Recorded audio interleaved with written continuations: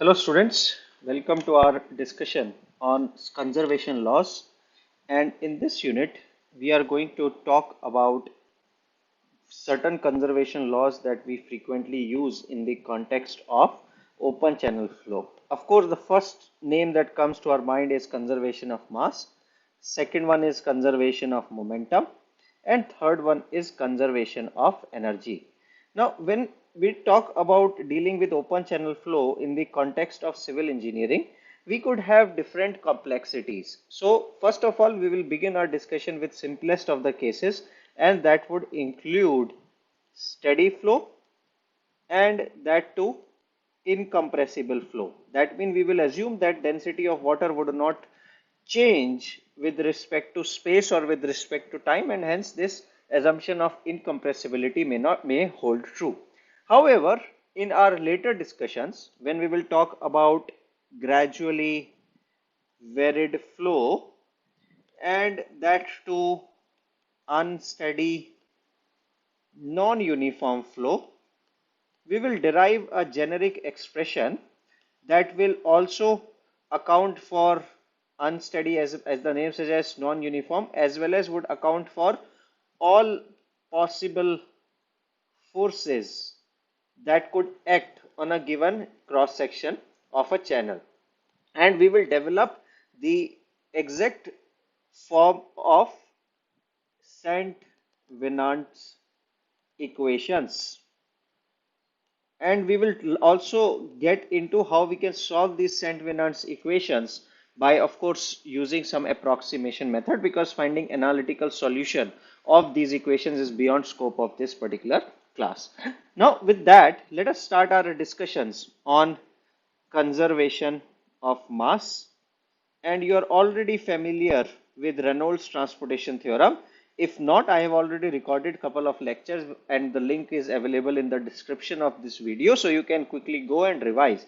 But in nutshell, Reynolds transportation theorem says that rate of change of an extensive property within the system is equal to rate of change with respect to time over volume, and we will have density multiplied by intensive property over the small element of volume that we are considering, that is control volume, plus double integral over control surface into rho b v dA, where v dot dA represents the dot product between velocity and the infinitesimally small area that we are considering along the control surface, and this integral would take care of the summation through the entire control surface. Same is the relationship here of dV and this control volume, that we consider infinitesimally small volume within control volume, and then we integrate it over the control volume under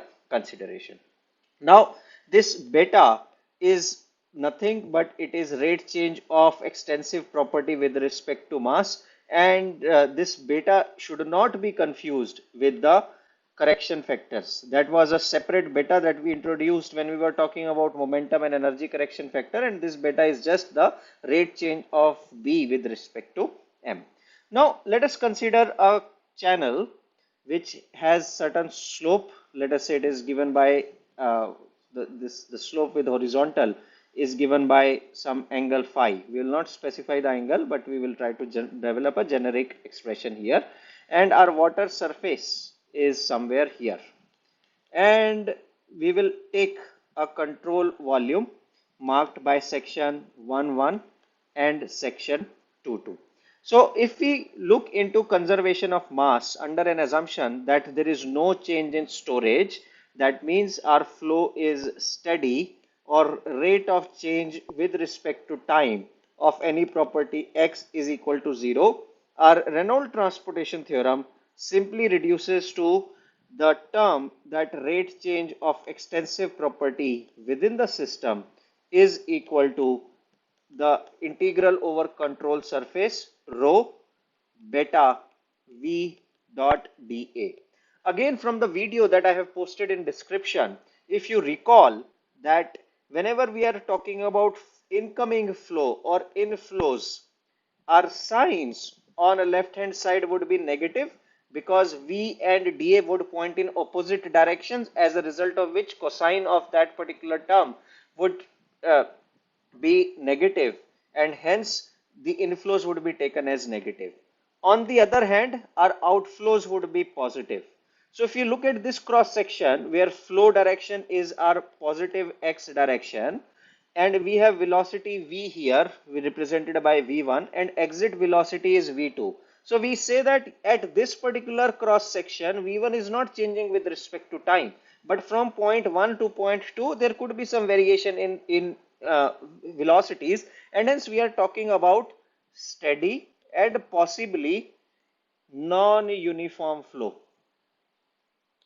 Now what we can do here, if we look into the first term of Reynolds transportation theorem, dB sys with respect to time can be taken as 0 if no state change is happening or no mass is entering or leaving the system.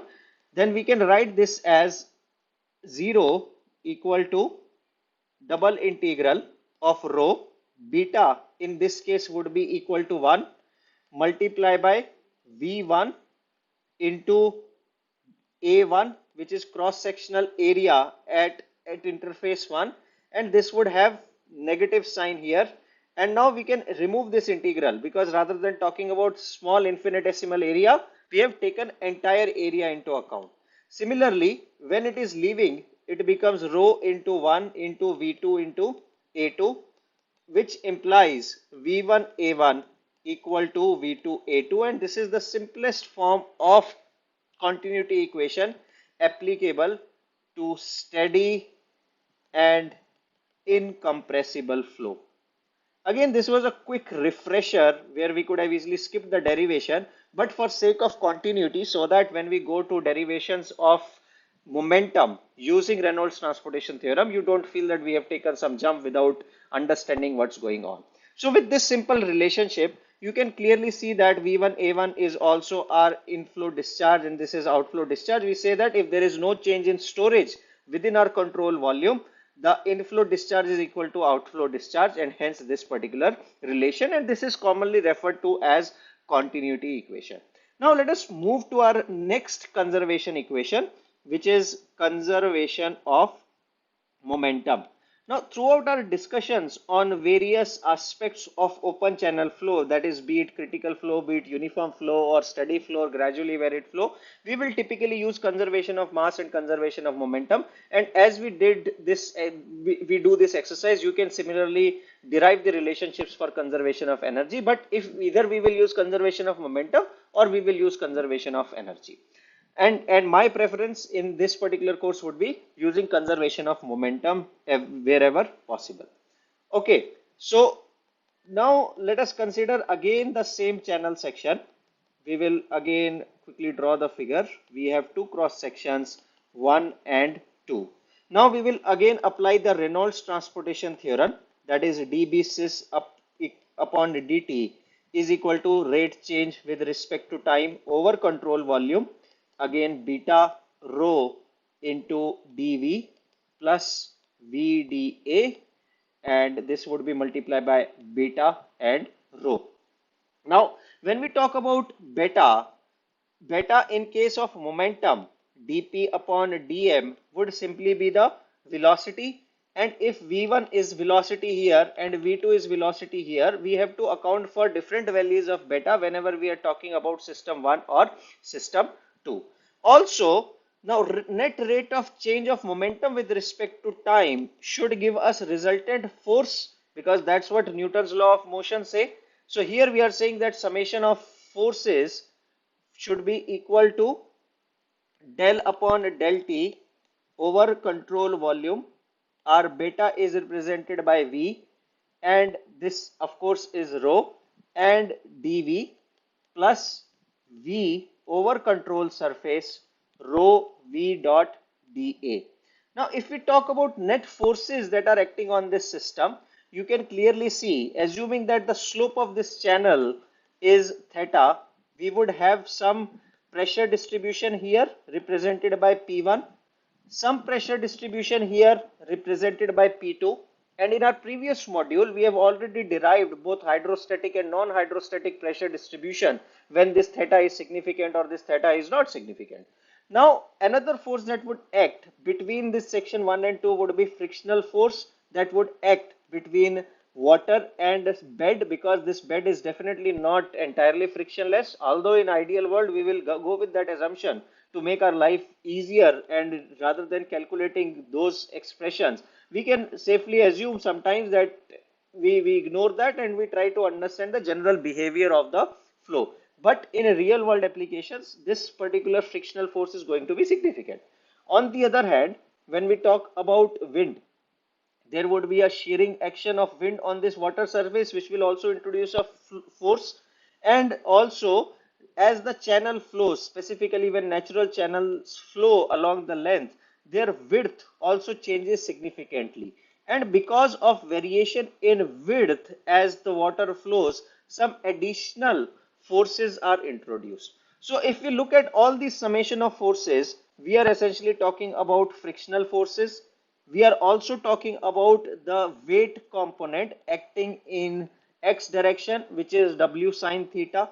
So if our frictional force is minus Ff, our sine component of weight is W sine theta, our wind force is minus Wf, which would be acting opposite to direction of flow, and we can adjust the sign according to the direction that in which direction wind is moving and so on. And then the another component would be pressure at section 1 minus pressure at section 2. And then third force that is introduced would be because of variable width, and that should be equal to del upon del T Cv V rho dV. And in case of steady flow, we can put this term equal to 0. So we should be left only across the cross surface integral, which is V rho VdA. So in simple world or under certain simplifications, if we assume that this theta is small enough that we can ignore it, the wind forces are ignored, as well as we assume that their channel is prismatic and its width is not varying, we can simply write that P1 minus P2 is equal to surface integral of V rho VdA, and this would apply at section 1 and section 2. Now if we talk about the pressure distribution at section 1, it would be given by gamma into A1 into Z1, and P2 is given by gamma into A2 into Z2, because hydrostatic pressure distribution would be something like this, and that's where we have to take into account the area as well as the distance of centroid, because total force in this case would be area under this particular triangle multiplied by the area. And then if we are talking about simple rectangle, this Z1 would be the centroid of this rectangle, which would happen at half distance from the top, and hence this Z1 would be the centroid on which this particular force would be acting. And this should be equal to our incoming momentum flux minus outgoing momentum flux. And by taking care of signs, we can write that since from surface to our flow is leaving, so we would consider this to be positive. So we can write this as Q2 into V2 multiplied by rho, and we are assuming the momentum correction factor to be unity in this simple case, and we can write this as Q1 into V1 into rho, because if you look at the rate change of momentum, it would be mass multiplied by velocity. Mass is density multiplied by volume per unit time. Our volume per unit time essentially becomes discharge, and that's why Q is coming into picture. Or we can write this expression as Q2V2 minus Q1V1 equal to G into A1 into Z1 minus G into A2 into Z2, because our gamma is equal to rho G, and once you substitute that, you would end up with this particular form. Also, if we are assuming that there is no change in storage with respect to time under steady state conditions, we can further simplify this expression as q into v2 minus q into v1 equal to z into a1 into z1 minus g into a2 into z2. Now velocity can also be written as q upon a2 minus q into q upon a1, this equal to g into a1 z1 minus g into a2 z2 or z2. So basically, if we bring our g here, our final expression looks like q square into ga1 plus z1 a1 equal to q square upon ga2 plus z2 a2. And this quantity is often referred to as specific force function or momentum function. And we will use this specific force functions and momentum functions significantly when we go to the calculations of hydraulic jump. Now, with this conservation of mass and conservation of momentum applied to simple case, we are all set to move to develop more generic expression of equation of motion in any direction, which we also call as Euler's equation of motion. And we will discuss this into our next video. Thank you.